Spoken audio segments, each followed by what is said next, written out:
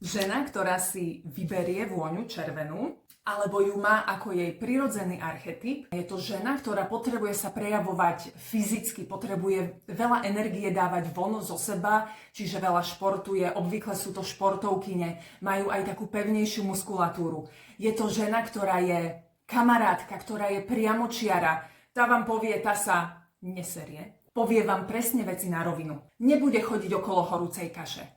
Tá proste ide, trafí klinček po hlavičke, povie vám pravdu, aká je a ide ďalej. Neodúva sa, proste berie život tak, ako je a odpinkáva ho s ľahkosťou a rýchlosťou. Táto žena má rada teda športové typy oblečenia, obvykle nosí možno ruksačík alebo takú tú športovú taštičku. Často určite ju nenájdete proste s upravenou frizúrou.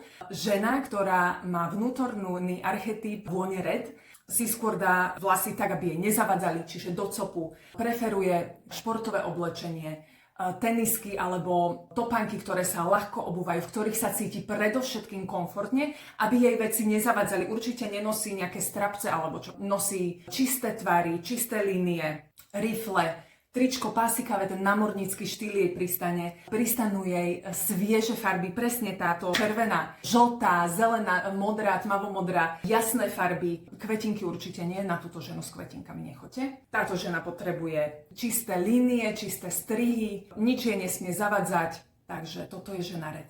Chameleonias parfum. Vyfarbi si život vôňami.